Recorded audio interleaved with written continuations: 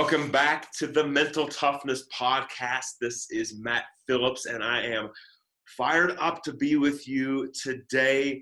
It's interesting. People always ask me, like, Matt, when do you film all these intros? How do you get it all done? And I will tell you right now, it is 5:32 in the morning. I was up at 4:15 this morning. And honestly, I set my alarm for 4:30, but my eyes popped open at 4:15 because I get to do what I love every day. You've heard me say that before. So I'm now at my co-working space. I am coffee in hand and ready to rock and roll and introduce you to this very special guest today. Who I get to introduce you today, I actually didn't know about until about 2 months ago when I heard her on one of my friends' podcasts. And after hearing her story and her passion and what she does on a daily basis, I knew I had to have her on. This is a mix of athletics and business, of balancing work and home. And that's why I'm so excited to introduce you to Jenna Powers. Now, Jenna, just to give you a little context, a little background about her, she's had these amazing stories written about her, and she's been on all these amazing podcasts. But she is a 51-time, and now I believe like 53, 54, soon it just keeps growing, time marathoner and ultra-marathoner. I told you I was on this ultra-marathon kick, right? Started doing them back in 2014, hasn't been doing them her whole life. And what blows me away, we talk about this, is her longest race to date is 206.5 miles. That's one race, which completely blows me away. Now, one thing that's really cool about her, and we dive into as well, is that she has a day job. Along with doing all these marathons and ultra marathons and her passion for that, she's actually director of recruiting operations for Amazon.com and leads 200 people globally, and it's one of the most fun conversations I've had because it's just talking to a true leader who has this passion for this kind of blend of sport and career success. And she is just passionate about helping all individuals improve in both of those areas. You're going to hear stories about her, about how she's inspired others just by running a race. Now, Jenna, you can find out a ton about her, all of her links to her social media, to where you can connect with her. But go check out 40bibs.com. So 40bibs.com. And bib, like a race bib, right? When she turned 40, she wanted to do 40 races and get these 40 bibs. And so she's crafted this website and has inspired people just by simply kind of showing what she was doing, stepping out of her comfort zone, working on her mindset, her mental toughness. And you're just going to absolutely love this with Jenna. I think one of the things that really stood out to me is like we have this passion for being great leaders at work, but sometimes that comes at the sacrifice of things that we like most or want to do most at home. And she's just found this great way to blend it. So you're going to learn a lot from Jenna today. Now, make sure, just as a reminder, please like this podcast, subscribe to it, go follow us at Pro Athlete Advantage on social media, on Instagram, at Facebook, and all over the place. We would love to continue connecting with you. And I will also point you to proathleteadvantage.com. And if you go under programs, you're going to see that I have launched my new online program called Ignite Your Mindset. So if you want to have access to the content that I teach to professional athletes and business leaders around the globe in person, you can now get it virtually. So go check that out, please, as well. So without further ado, let me please introduce you to the one and only Jenna Powers. So Jenna, thank you so much for joining me on the Mental Toughness Podcast. So excited to have you here. Yeah, thank you so much. I'm so excited to be here. It's awesome. Now, I know you're calling from the Seattle area. We were kind of talking before that you're in gloomy weather. We're in nice sunny weather here in Colorado. So blessings of being in Denver for sure. Yes, for sure. And hopefully, I was looking at the weather. I think the sun will come out soon in Seattle. I'm hopeful that the sun will come. And at least it's not raining. It is fairly gray, but we're not getting rained on or snowed on. Very true. Experienced this year for the first time in a long time. So. Yeah, it tends to mess up Seattle from what I heard. So yes. Causes a bit of havoc. But there's, a ton that I want to dive into with you today, from, your running background, and what your website, 40bibs.com, to your kind of corporate career and leadership. And I mean, there's so many different directions that we could take this. But as I start all these podcasts, my first question out of the gate is, what is your definition of mental toughness? As somebody with a strong mindset, what does that mean to you? Yeah, I think for me, because I am an ultra runner, people tend to go there right away. Like, oh, wow, if you can run 50 miles, 100 miles, 200 miles, you must be really mentally tough. Yes. Well, I do think that's true. Mental toughness for me is not about the 100-mile race. It's about the, Tuesday morning when I've gotten up at 4 a.m. to get the training run in and it's raining sideways. And having the discipline and the ability to just think beyond the rain outside or the temperature or the time of day. And because I would much rather stay in my bed like everybody else would. Yes. But to be able to have that kind of very long view of what is it am I really trying to do? And if it's raining sideways on race day, am I going to skip the race and stay in bed after I've trained, or am I going to get out there and do it? And so I'm going to get out there and do it, even though there's no medal at the end of this training run. There's nobody that's going to be clapping for me along the way. It's just going to be me and, my music or a podcast in the dark and the rain. And so being able to have those experiences, to me, that's mental toughness to me.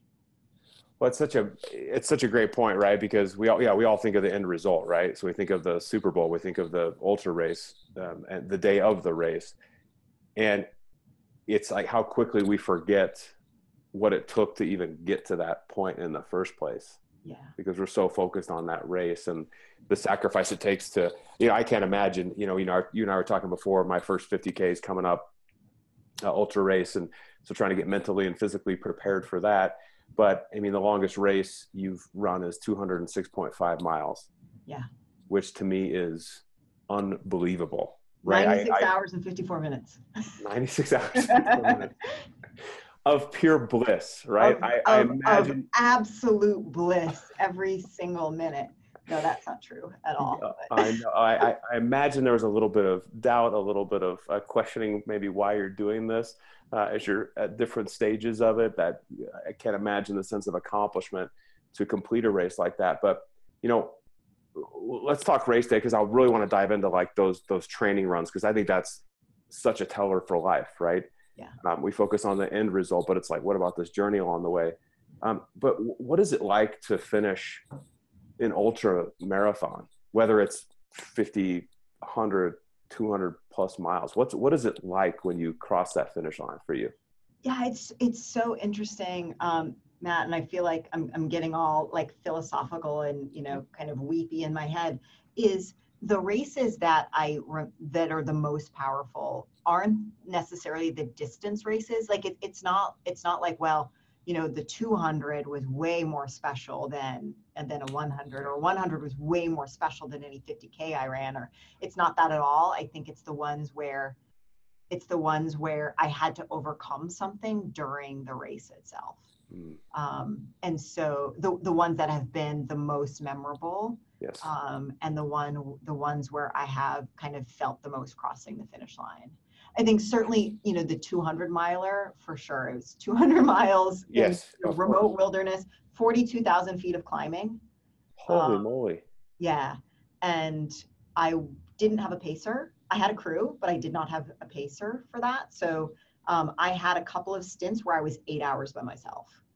Wow. And, yes, we spend days alone and, sometimes we go to the beach and that kind of stuff, but like literally by myself in the woods for 8 hours is a really long time. That's, so what is, and for those of you who don't know, I know, Jenna, you're headed out to Colorado. There's a famous like Leadville 100 race that they run here in Colorado, and you're going to be a pacer for one of the other racers, right? which at 50 miles, you can then meet up with that person and run with them for a bit. Pacing means just running with them, to simplify for those of you who don't know. And it's to keep them company, to make sure they're doing okay, like all this stuff, right? And keep their pace up, or at least keep them on track. And I imagine the first 50 is pretty lonely. I can't imagine 8 hours by myself in the woods, in the dark, probably with a headlamp, lonely like that. What's, when you're have those periods of kind of that isolation, what is the self-talk? What's going on in your head during those periods? Yeah. So there's a fair bit of crazy, like a little bit of like a little bit of like, Castaway and you're talking to the volleyball, like kind of, yes. Crazy in there. But like, I think in that race in particular, there were two really important lessons that I learned that I didn't learn going in. Like I learned them along the course of the race that were, I think, key to finishing, and finishing with a smile on my face. And that I've kind of like, if anything else, taken away, because the race was in August. So it's been, just over 6 months ago. Yes. Now that I've kind of taken away into my life.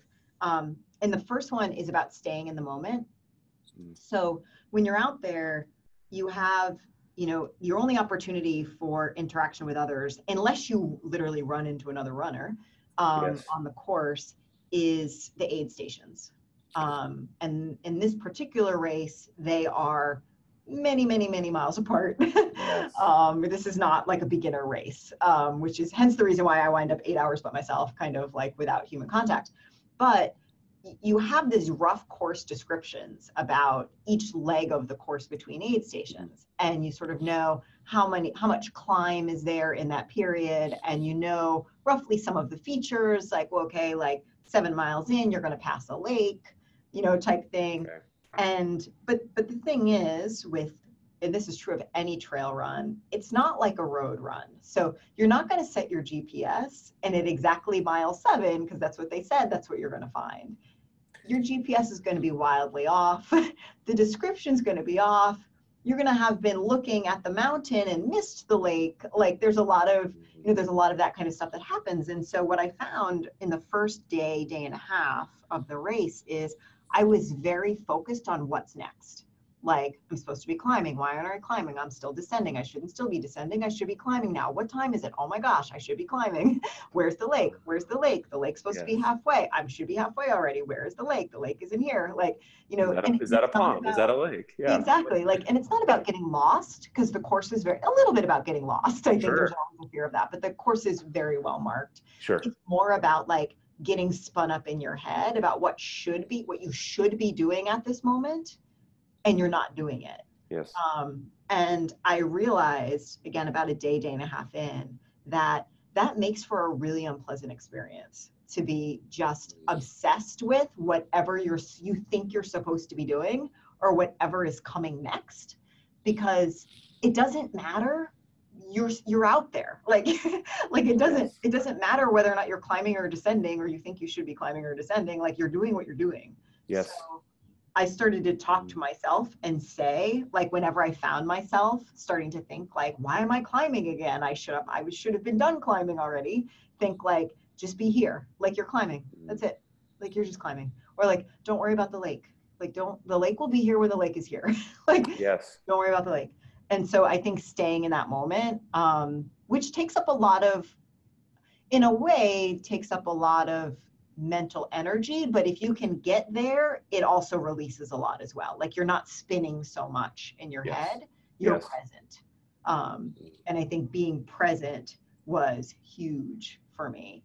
And then closely related to that was the other thing that I sort of came to, which is there are parts of the race that stink, that are like, the terrain is hard, or we did get rain. I did get rained on at one point for about 3 hours, like pretty heavy rain, which stinks. And it was after dark, so that's not fun.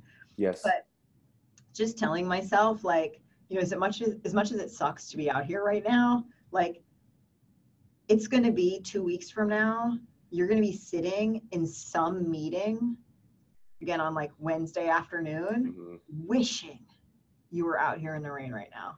Like, to give anything to leave that meeting and go out and stand on the top of this peak that you just like busted your hump to climb to the top of. And so just having gratitude then, and having gratitude for the things that no matter what's going wrong, like, okay, it's raining out. But I again started talking to myself, like making gratitude lists in my head. I'm grateful for the fact I don't have any blisters. I'm grateful for the fact that my feet aren't cold. I'm grateful for the fact that I have this nice raincoat on and it's comfortable. I'm grateful that I have a peanut butter and jelly sandwich so I won't get hungry. Like just making gratitude lists in my head was also super helpful every time I started to get like upset about something that was going on that I couldn't control. Well, and those are huge for my goodness, like every area of life, right? You think, how many times do we sit there and worry about or think about what we should be doing, right? And it could be what we should be doing I should be working out. I should be eating this instead of that. I should be, I should be on this vacation instead of at work. Like I should have this job and get this promotion or something like that. But to be able to pull yourself back and be like, well, it's almost like control what you can control, right? And be in the moment, appreciate where you're at. It's not saying you have to be complacent with where you're at, because it's not like you stopped. And as you're going through this gratitude and being in the moment, it's not like you're like, oh, I'm just going to stop right here and be complacent. It's like, no, keep moving, but be appreciative of where you're at. Yeah. Well, I think you said something important there when you said control what you can control, right? Like if I'm working on a project at work and I realize like, wow, like I don't know this area as well as I should. Yes. I can take action, right? Like I can talk to other people. I can, read documents. I can take an action on that. If I am on mile 20 of 30 and it's raining, there's nothing I can do except get in my car and go home. I mean, which is always is always an option, but you got to get to your car first. But like, like, there's nothing I can do about it. So getting all spun up about the fact that it's raining right now helps nothing, helps no one. It doesn't help me. So let's just focus on like helpful energy, which is not getting spun up about something that you can't control. Like worrying about where the lake is doesn't make the lake come faster. It's going to come when it comes. That's very true. Well, and how do you like coach yourself and you coach others on your team now to like kind of get in that mindset? Is it back to that self-talk of like when people at work or maybe you or your team members are getting spun up about something that it's like, hey, wait a minute, like let's take a break. How do you coach people through that? I think that's a massive thing. I mean, I talk to clients all the time that their boss does something, project goes off the rails, their day gets monopolized when they had planned to do one thing and now they're stuck doing this other thing. And we tend, it's just natural, right? Human beings, that we get spun up emotionally and we just start going down this path.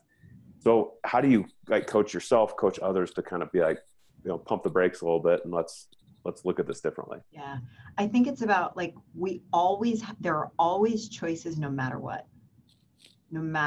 And I think getting clear on what your choices are, right? Because we all want to have control. I think it is a natural state to want to be in control. Yes. And so we all want to be in control, but we all have bosses and we all have peers and some of us manage people also. So like there are all these ways in which the control can go out of your hands.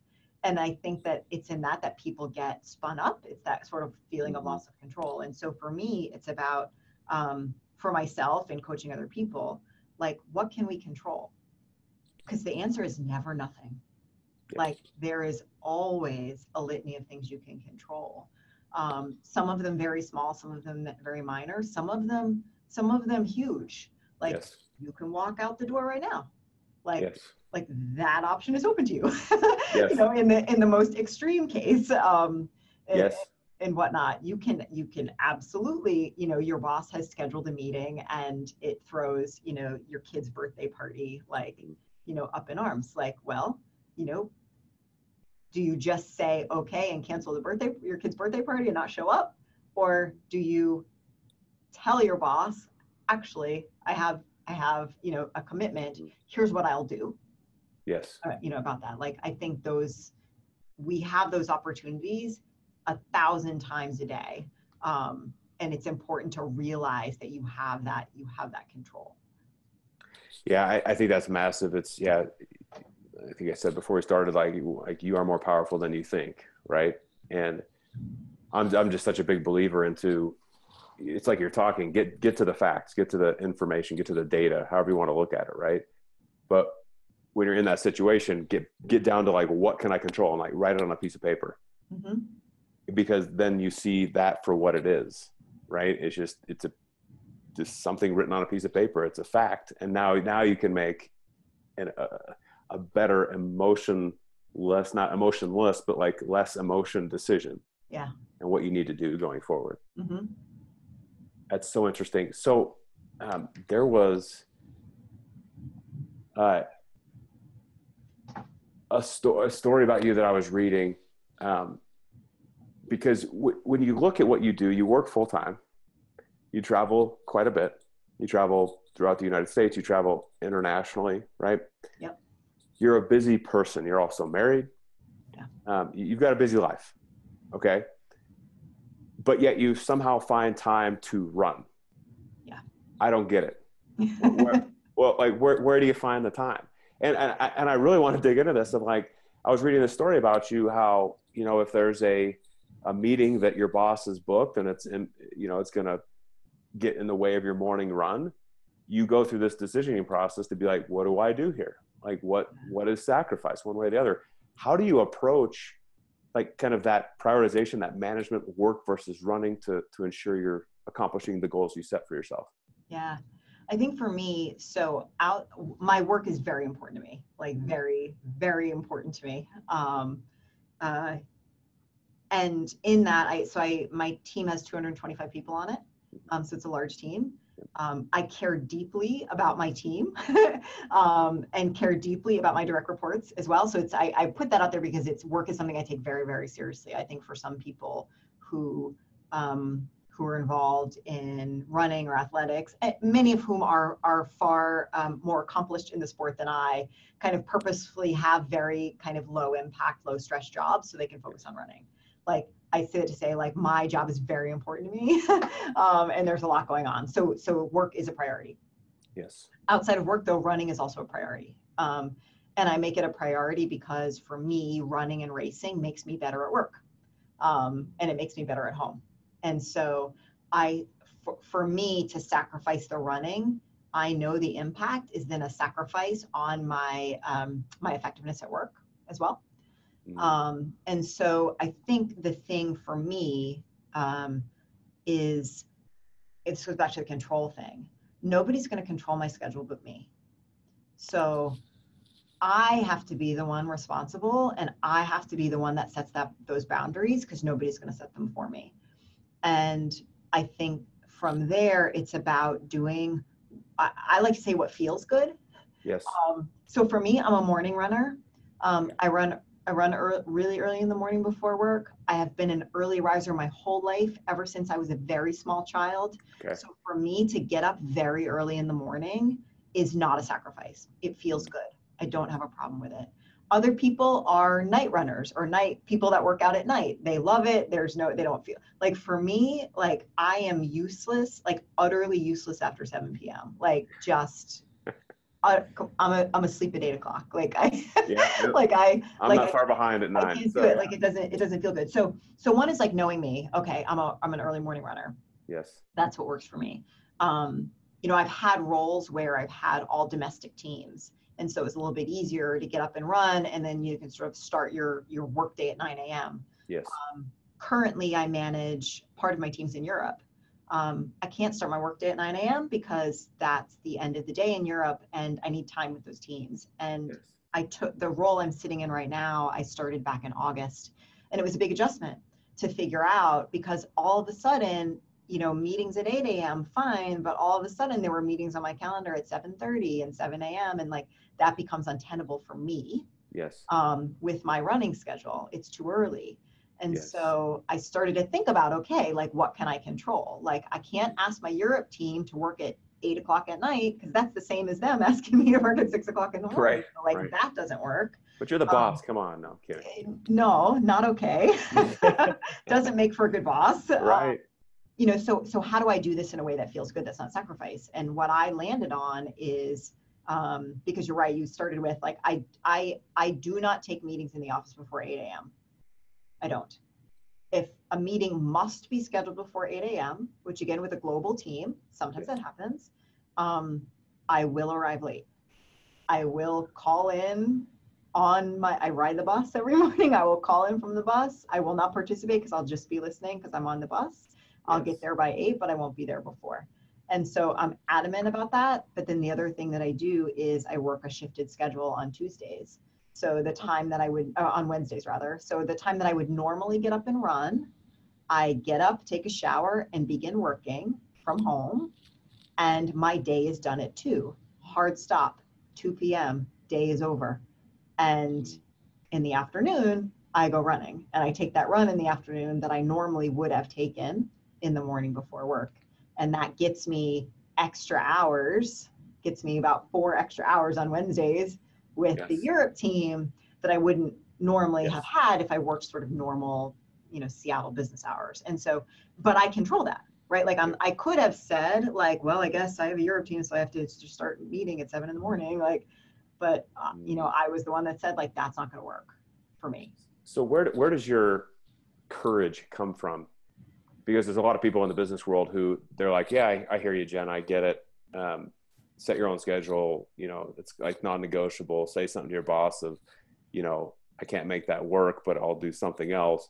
But a lot of people are scared to death of like their boss is going to be like, no, you're going to be on here or not. Where does that courage come from? And have you had situations where, is it more where you propose a solution to it instead of just saying, well, I can't be on there? Is it the solution piece that sets you kind of free, if you will, and gives you that courage? Or how do you manage that? Because that's a huge like self-confidence thing, right? At its core, it's a self-confidence thing. Like, do I believe in myself? Am I strong enough to go say this and stick to my guns on this, really? Yeah, I think it's 2 things. I think at base, you have to be adequately performing your job, right? Like that's the part that nobody talks about, right? Like if you are underperforming, the chances, you know, you haven't really earned the right to be like, well, I'm not going to do this. Like this is what I'm going to do, right? Like, so I think that's at base, you have to perform. Yes. That's number one. Assuming performance though, it's absolutely the solution based. Absolutely solution based. So like, I know I'm sort of saying, well, I just don't take meetings. Like, I'm just not going to do it. Like where the first thing I ask myself is, do I, or does my team have to be represented in this meeting? If the answer is yes, then I ask, can I send a proxy? Because I have team members all over the world and all over the United States. And so there's somebody in another time zone for whom this is a workable meeting. It's not me. Yes. And so can I delegate this to someone else? If the answer is like, no, my team has to be represented and I can't send a delegate, it has to be me, I then set the expectation. Listen, I can't get there before 8. However, I am just so you know, I am dialing in. I will be on the phone. I will be listening. I can't speak because I'm on a bus. And so for, you know, confidentiality reasons, I'm not going to be weighing in, but please know I'm listening to every word. I will be there by 8. Or if I'm in fact going to sort of miss the whole meeting because I'm going to be on the bus or what have you, I will say, I am listening. I will follow up on anything you need immediately following. Like I try to make the whomever really comfortable that I know you need me engaged in this and I am engaged in this. I'm just not sitting in the room. Yes. And for me, it's no different. I think people need to get comfortable, again, assuming the work performance is there. Right. I like to think we are all sort of like advanced enough in the way we think about work and family at this point in time, that if I said my kid has a doctor's appointment, people would be okay with it. The fact that I'm running and my kid doesn't have a doctor's appointment doesn't make my time any less valuable. or any less worthy of accommodation. So that's another thing that I think about as well. And I love that perspective, because you're oh my gosh, you're so right. It's time is time, right? And you could say time is money, time is value, but our time, to your point, is valuable, right? It's a limited resource. Every day it's a limited resource, however long we're going to be here on this earth, right? So it's why is fitness or a birthday party for a child or a family member or that doctor appointment or whatever, why is that any less valuable than like something else, right? And so to see time as value, and assuming you're not messing around and your performance is where it needs to be from a work, because there's minimum requirements, you're exactly right. But to look at it as like, if this is important enough to me to prioritize, whatever that is, fill in the blank, then I have to be willing as a boss to allow that flexibility with my team, but also to be able to stay true to myself and say, this has to be a non-negotiable thing because the value's there. Yeah. I love that. I think that's such a huge thing. And I love your focus on, I could spend a whole hour talking to you about like meeting structures and stuff like that. I think, and I'm not going to go down that path. But just the whole, like, who's in meetings, why are they in meetings? How do we use our time wisely throughout the day? Just to get the most out of it. And I think it's fascinating too, like that Wednesday hard stop at 2, like that's it. And that's the expectation and off you go. Right. And I know it's hard, right? Like yes. But again, I control it. Like I can't be upset if at 3 p.m. I'm still on a call or still working on something, because like I let that happen. Yes. So everyone listening, you are in control of your schedule. You are in control of your time. Be a great employee, great worker, provide great value, but also understand what's important and have the willingness to stand up for yourself, to provide solutions when you need to adjust schedules. Again, it's all focused on like serving others too, like serving your team in this case. For sure. That's so massive. Yeah. One thing I found, so before I get into this next point, I want to back up a little bit. Those training days where you mentioned like you don't necessarily wake up every day like, yay, I got to go like run in the rain, or I imagine you have some long runs in the morning to train and get ready. How do you get yourself going when you know you have to train, but you wake up and you're just like, I don't feel like it today, assuming you have some of those days? Yeah, no, I for sure have those days. I for sure have those days. Again, I think for me, it's the long game. Like I know what I want to feel like on race day. And I know if I want to feel that way on race day, I need to get out today. I will say through trial and error. So I've not been ultra running that long. I've only been ultra running since 2016. Yep. So coming up on 3 years, but I've done a lot of them. At this point, in a lot of marathons as well. And so I know that there is a difference between I just don't feel like it, today, and I'll call it exhaustion, but that like burning the candle at both ends. Yes. Like you just need to dial it back. There's a difference between those two.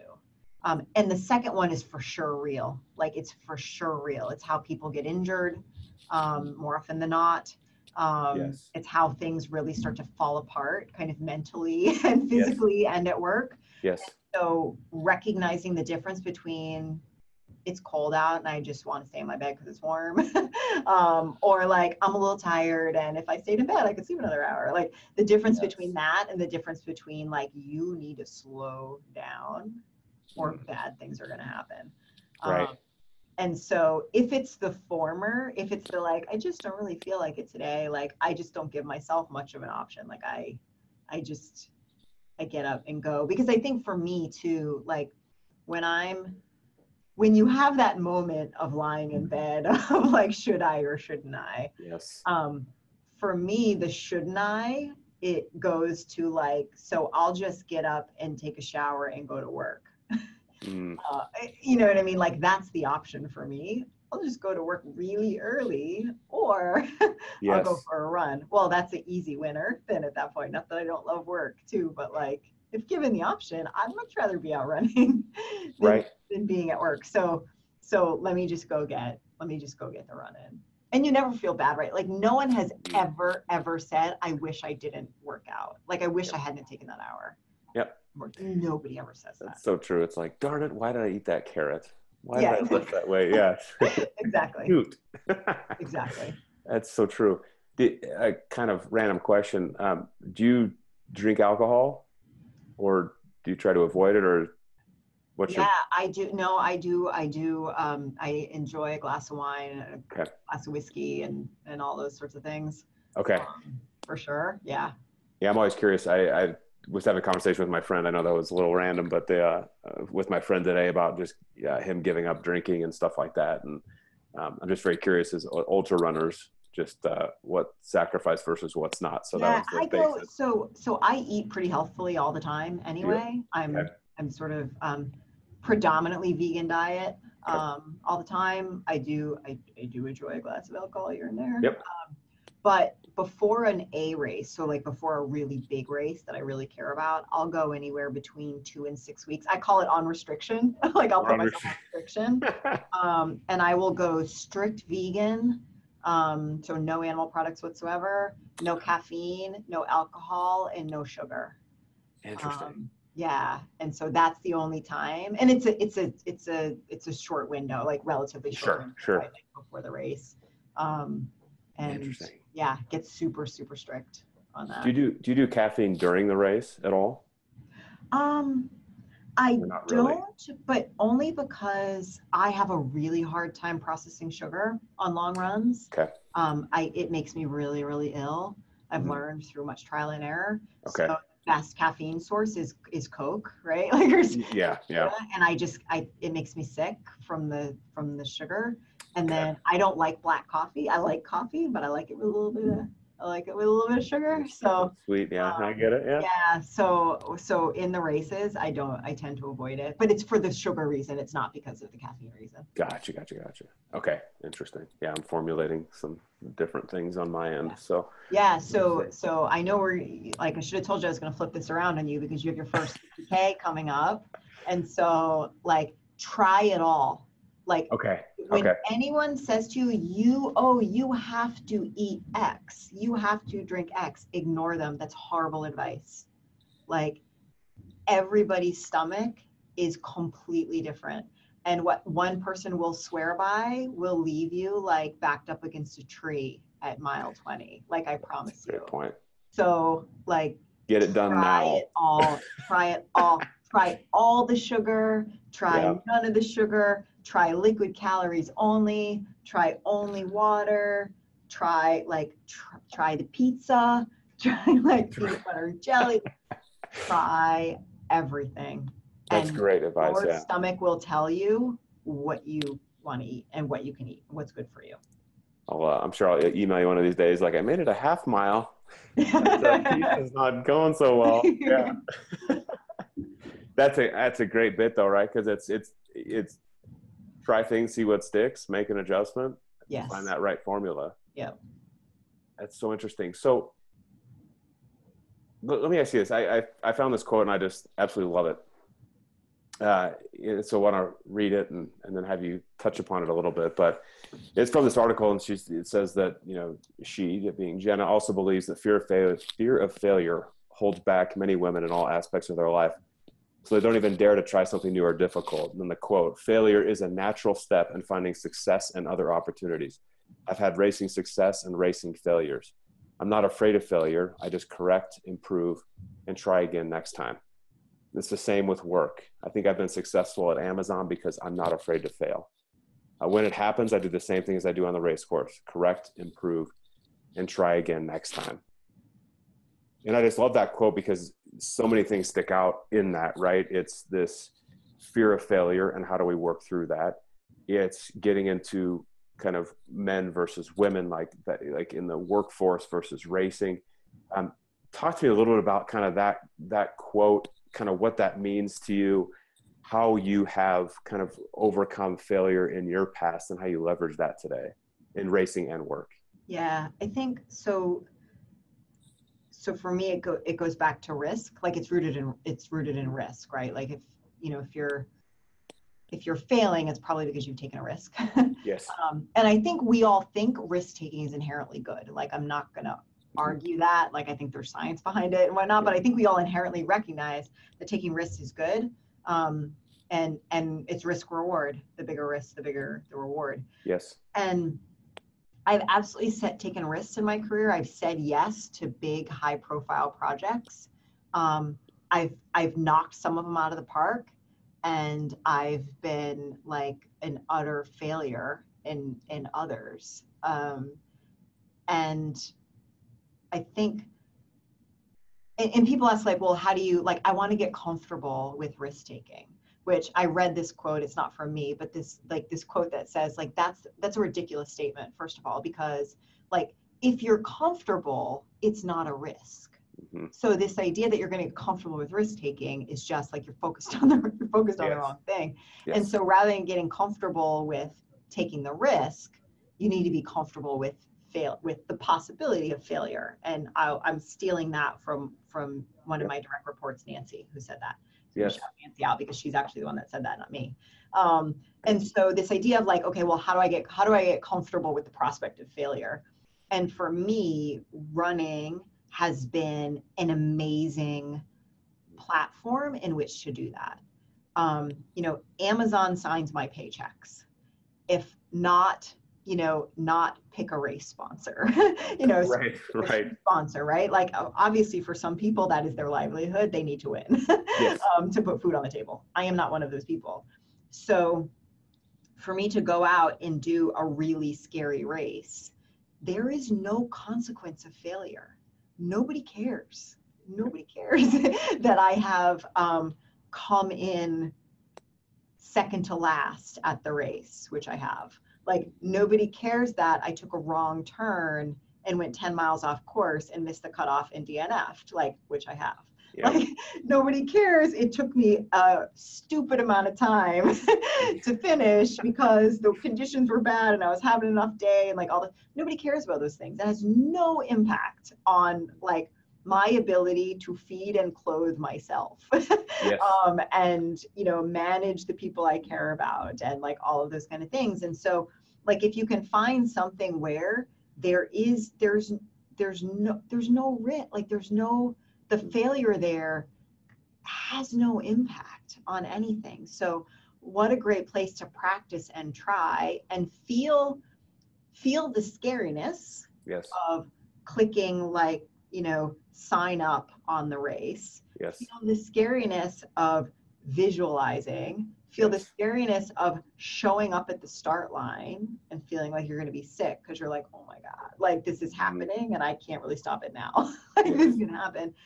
And then feel the success on the back end, whether it's crossing the finish line or getting a certain time or just getting out there. Yes. And what that feels like, and that the success feels good and the failure you learn from, but guess what? The world didn't end. Yes. That gives you the courage, I think, in the workplace where it does matter. Like people are naturally worried about taking risk at work because, I got kids and I got to put food on the table, or like I'm the health insurance carrier and what happens if this goes horribly wrong and I get fired, like, and all of these things, which in reality, I think are more often than not outlandish thoughts. Yes. More often than not, they're just really right. out there, but they're normal human thoughts. Yes. And so you start to feel, you get the courage on a platform that really doesn't matter to take into a platform that really does matter, that really does have some impact.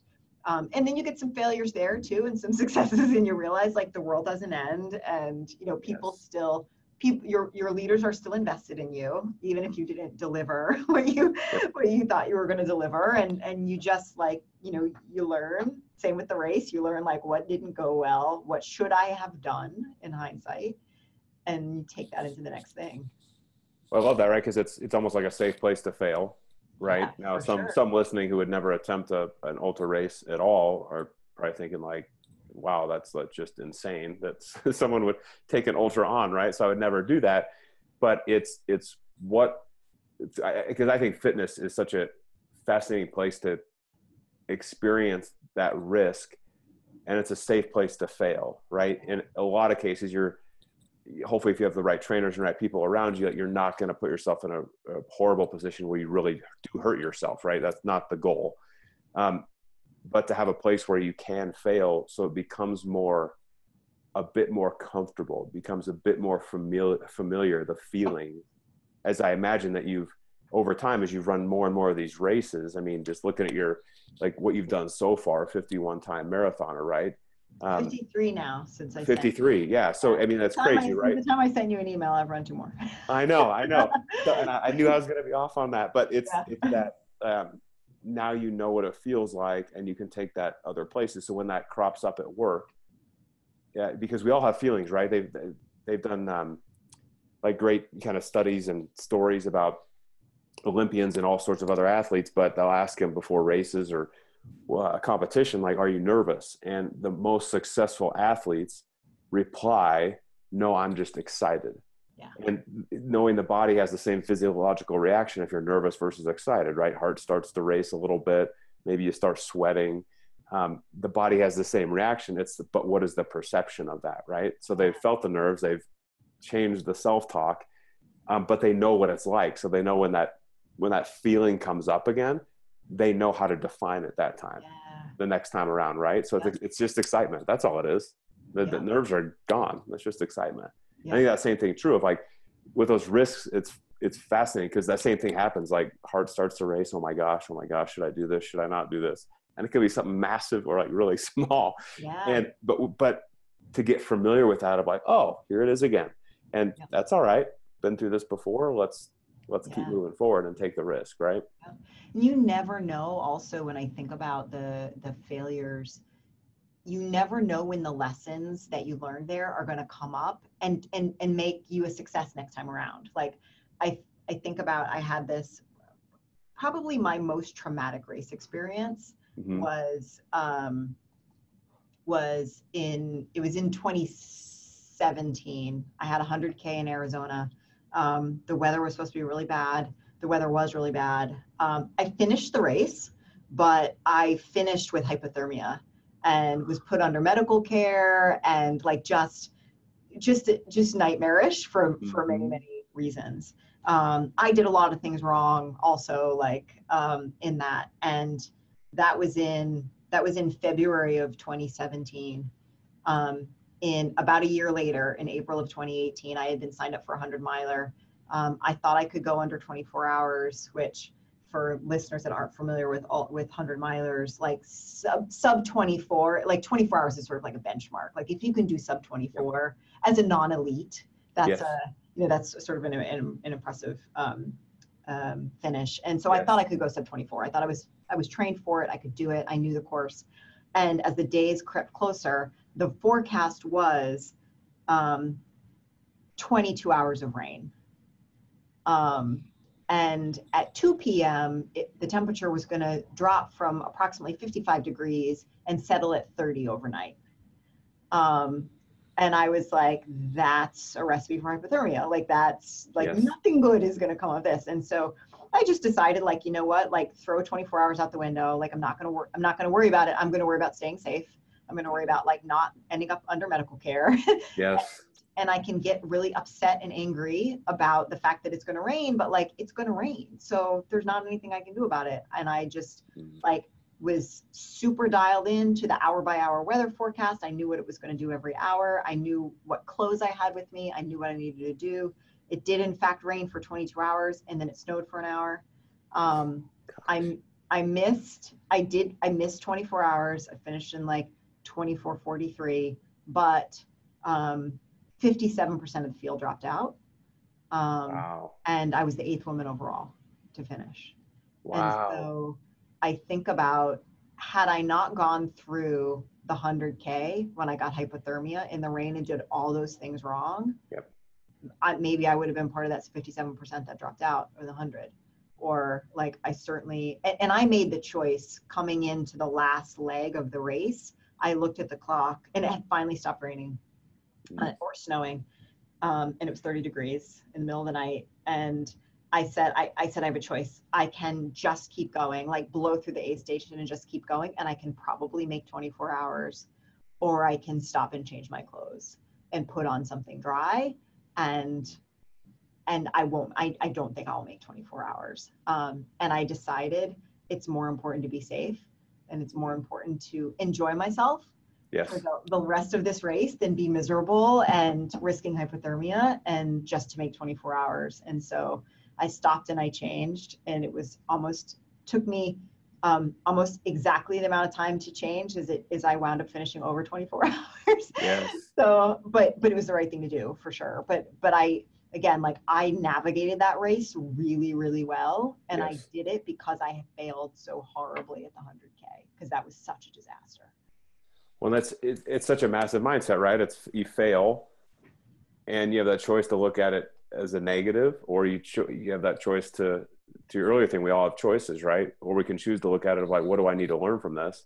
What's one thing I can take away, or 10 things I can take away, and make adjustments for the next time that I go through this. And that's what I think is so special about your mindset is, you describe yourself as a proud mid-packer, right? Yeah. Which means, you're not necessarily winning all the races and doing all that stuff, but it's how do you have this mindset to get better every time, learn from the failures, take the risks anyway, learn from those, learn from the success as well. And that's what separates you from other individuals. That's why you've now done 53 marathons, right? And ultras. And ultras. I mean, it's incredible, right? Yeah. That's what I think is so fascinating, how to take those and translate them to different areas of life. Do you have time for like a couple more questions? Yeah, sure. Good on time? Yeah. Okay. And obviously we'll get everybody connected with you and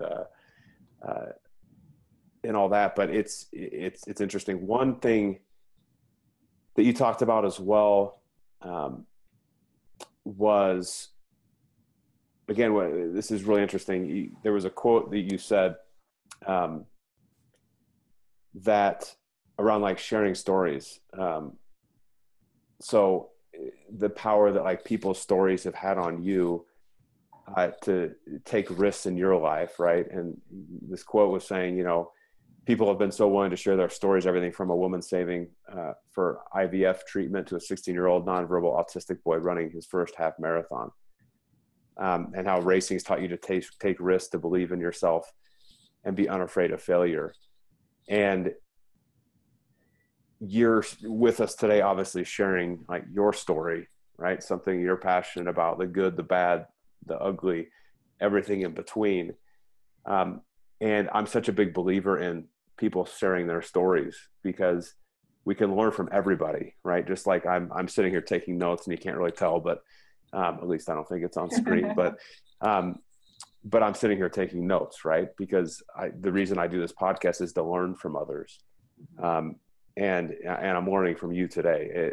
Everything you're saying, I'm going to take with me and think about and implement. And I just love this sort of thing.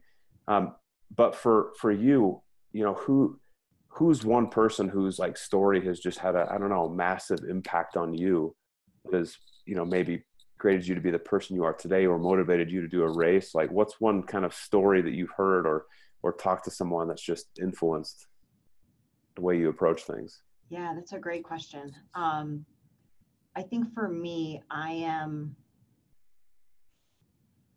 am really inspired by, I'll call it self-made people. Mm-hmm. I think, I grew up in a working class area, like really hardworking family. We had our work ethic that my parents instilled in me very early, and particularly my mom. I had a working mom. And so no disrespect to non-working moms, but really from birth, things were different then also. Like I started going to the babysitter at 6 weeks old because my mom went to work because she had to. And so particularly women, I think that do so much, that weren't born with a trust fund and weren't born with a lineage, but that just figure out like, I want my life to be better, or I want my kid's life to be better than someone else. So I think that that's super inspiring. And so like for me, my mom, having a working mom, I think was really inspiring. I think it's what, you know, part of what made me who I am today. Yes. I think anyone that has,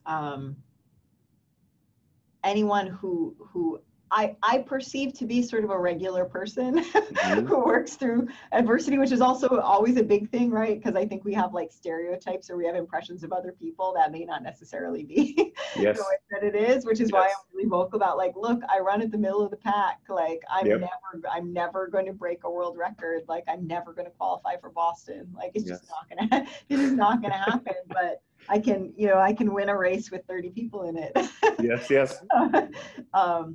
Kind of thing. But I think for me, because I grew up, you know, I'm the only one in my college, my family with a college degree. You know, I have a law degree as well. I think so for me, people that, you know, are not 5th generation lawyers and, you know, kind of thing, like those people doing whatever.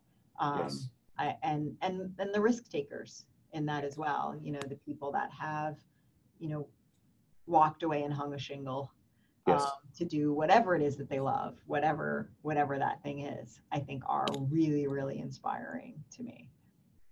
That's, and I appreciate you sharing that. You know, what advice would you have for girls, for women who, I mean, we talked, what was that stat, but what we were talking about before, that 36%, is that right? According to Ultra-Runner magazine, and these are 217 stats, that 34% of ultra participants are women. Yep. Yeah. So relatively, and I was saying before that surprises me, because, you know, women are tougher than men. And so I would have thought it would be flip-flopped, that all the men would be avoiding those ultras and the women will be doing them, because they knowing some very strong women in my life, being married to a fabulous woman, they're tougher than me, hands down. And, you know, as you look at like women progressing in the workforce, in kind of the ultra world, and taking those risks and putting themselves out there, right? You know, what advice would you have for those girls and women kind of coming up, just to help them, I don't know, just kind of grow faster, like experience that faster, take those risks? What advice would you have for those girls and women? I think it's not to be afraid. And it's easy to say. It's ingrained deep, especially in women. Like it's ingrained deep in us, right? Like you growing up, you know, you go out to play with your friends, and, you know, maybe your parents said to you, have fun. But, you know, me growing up, what my parents said to me is, be careful, right? We tell girls to be careful. Yes. We tell boys to have fun. and that stuff that stuff gets deep in there. And I think that's why also, I think women, I have no data to back this up, but like, this is just observation. Sure. You know, I know there is data that says women are more risk averse than men. Like, I don't think it's that women are risk averse. I think it's that we give too much power to the what if. Like we inflate the possibility of failure to something that is either highly unlikely to happen, or even if it does happen, we've attached so much importance to it that, you know, that it's ridiculous. It doesn't make any sense. Yes. And so that's why I think kind of taking the small risks, like having the courage, and it takes a lot of courage, like for sure. Like the courage isn't crossing the finish line. Like it doesn't take any courage to cross the finish line. It takes courage to get to the starting line. Mm-hmm. And so you mentioned before my blog, 40bibs.com, like the 40 bibs came from, I turned 40 in 2017. And in that year, I set a challenge for myself to run 40 races. But I also supported 40 women in 40 races of their own. And that was the most impactful thing for me, because I can run 40. And again, I ran many of them as training runs. Like I can run 40 races. Like I think I finished the year with 49 races, but like supporting the 40 other runners was definitely the most impactful thing. Like one of the stories that I just like touched my heart so deeply is there was a young woman she heard about the 40 bibs through some press and reached out through my website, but she did disclose to me that she worked for Amazon. I never looked her up. I was sort of like, oh, this is separate, like from work. Right. So like, I don't know her at all. I don't know who she is from a working standpoint, but she said that she was, again, I think in her mid-20s, late 20s, had always wanted to run a 10K, but she was just too scared to do it. And we have a 10K here in Seattle. It runs around the lake in the center of Seattle. It's very close to the Amazon campus. For everyone else, I said to them, like, you need to have a race in mind that you want to run. But I said to her, what about this race? Like, there's this Lake Union 10K. Like, what about this race? And she said, okay. And so I paid for her to run this 10K. She emailed me when it was over. She finished. She finished just a minute or so off of her goal time. She talked about how, at certain mileage, she didn't think she could go on and what was she going to be able to do, awesome. But she finished. And she said, I never thought I could do something like this. Like she was so proud of herself for having accomplished this. And my thought, while super excited for her, my thought is like, this woman's, 27, 28, whatever, like, what could she have done if she ran this 10K 10 years ago? Like, if she had what could she have accomplished in the last 10 years? Like, she's going to accomplish great things now. Like, I have no question, yes. For sure, it is accomplishing great things. But like, had she been given a little help to take that leap 5 years ago, like, what could she have accomplished in the last 5 years? And so I think for women that have something in their head of like, I want to do X, whatever the X is, take the step, like do it. There's this whole like, well, I couldn't, like, yes, you can. Like, that's what I tell people all the time. Like, when they say like, well, I could never run a marathon, or I could never run a half marathon. I'm like, yes, you can. Like, if you're saying, I want to win the Boston Marathon, okay, maybe you weren't built for that. Like, that might not be your thing. Right. So that might be a no. But if you're saying like, I want to get to the starting line and know what it's like to cross the finish line, like, yes, you can. Like, there is nothing in your way but you. Yes. That is such powerful advice. And goes back to that whole thing of for everyone listening, you are more powerful than you think. To accomplish amazing things, to encourage someone to accomplish amazing things. Like, we are all more powerful than we think if we choose to live that way and approach the day that way and have our words project that way. What an amazing office culture, relationships with husbands and wives and children and friends that we could create. What an amazing personal life that we could create as well, with just that simple focus of go do it and find and be that encourager like you were to that young woman. Just incredible, Jenna. Yeah. Well, you have been an absolute inspiration to me today, and thank you so much for taking your time just to spend and tell your story with us. I literally can't thank you enough. I'll put links to obviously 40bibs.com, and I'll put your email on there if you're comfortable with that, and Twitter and Instagram, where everyone can connect with you and tell your story. Any other ways that folks can connect with you that you want to point out? Yeah, no, those are the big ones. Awesome. Yeah. Awesome. Well, I'm so appreciative. Thank you again. And I just hope you have a fabulous rest of your evening. Yeah. Thank you so much. All right. Thanks, Jenna. All right.